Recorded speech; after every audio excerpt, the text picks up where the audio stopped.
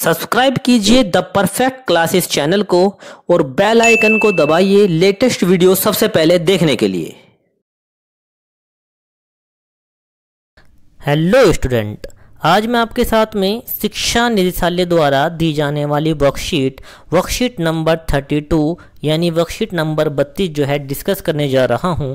और ये जो वर्कशीट है ये कोहार्ट 1 और ग्रुप 3 की वर्कशीट है जो कि कक्षा 6ठी से 8वीं तक के विद्यार्थियों के लिए है।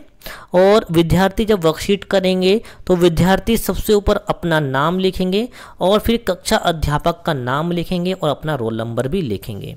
और ये दिनांक 11/8/2020 की वर्कशीट है। और ये जो हमारी आज की वर्कशीट है ये दरअसल माइंडफुलनेस की वर्कशीट है उस पर आधारित है। चलिए हम ये एक्टिविटी करते हैं।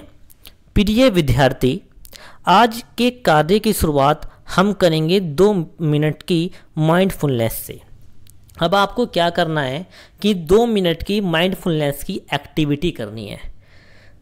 अब 2 मिनट शांत बैठकर माइंडफुलनेस करें। अब क्या करना है कि 2 मिनट के लिए आपको बिल्कुल शांत बैठना है, कमर बिल्कुल सीधी, आंखें बंद करेंगे और जो है अपने जो है सांसें यानी जो ब्रीथिंग है उस पर बिल्कुल ध्यान लगाएंगे।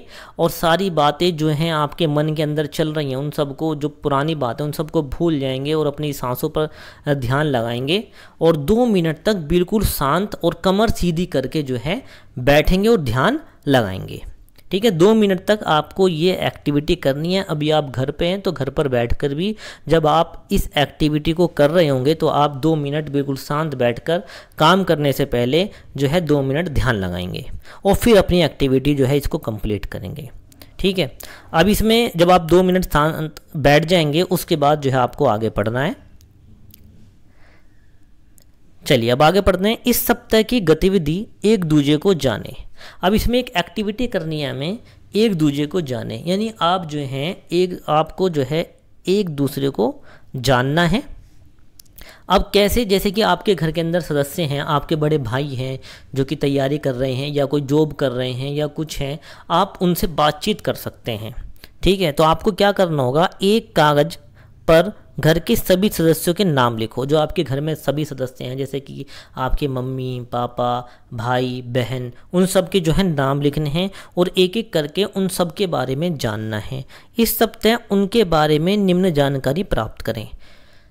और आपको उन सब के बारे में जो है नीचे जानकारी दी गई है वो सारे की सारी जानकारी जो आपने सदस्य अपने घर के लिखे हैं उनके बारे में आपको निम्न जानकारी प्राप्त करनी है। अब क्या क्या जानकारी प्राप्त करनी है, जैसे नंबर 1 दिया है कि आपके शौक क्या क्या हैं। उसमें क्वेश्चन 1 डालना है, जैसे कि आपने किसी सदस्य के नाम, आपने अपने बड़े भाई का नाम लिखा है जो कि तैयारी कर रहे हैं, तो आप उनसे पूछेंगे भाई आपके शौक क्या क्या हैं।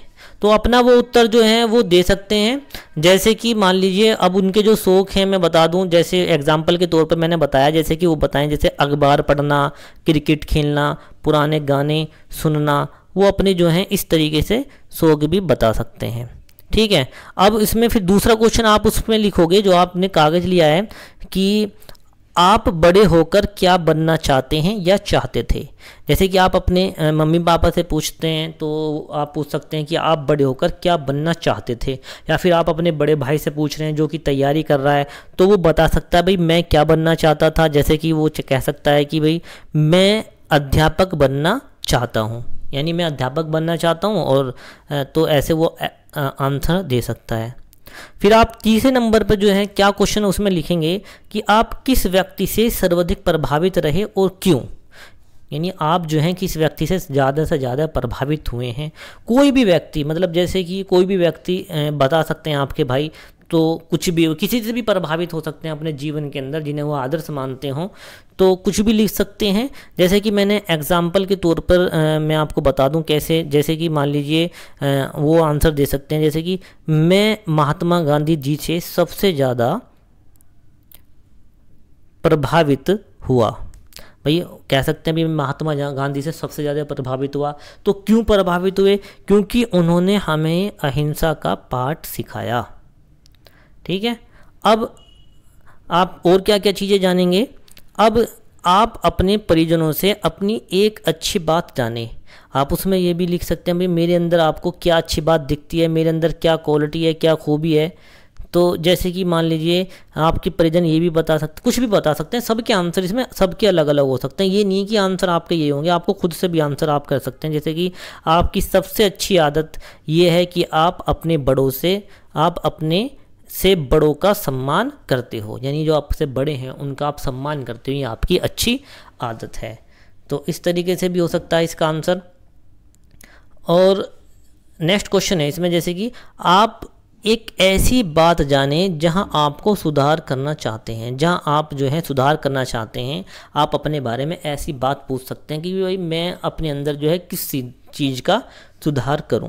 तो देखो आप के घर वाले कुछ भी आंसर दे सकते हैं, तो उनसे पूछ के आप लिखना कि भाई आप मैं किस चीज़ में, क्योंकि वो अच्छे से जानते हैं कि आप जो है किस में सुधार करें।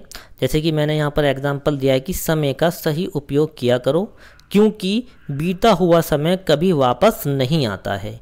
तो आप ये भी सुधार कर सकते हैं भाई समय का जो है सही उपयोग करो, इधर उधर ज़्यादा ना घूमो, और जो है आप अपने समय का सही उपयोग करो, क्योंकि बीता हुआ समय कभी वापस नहीं आता।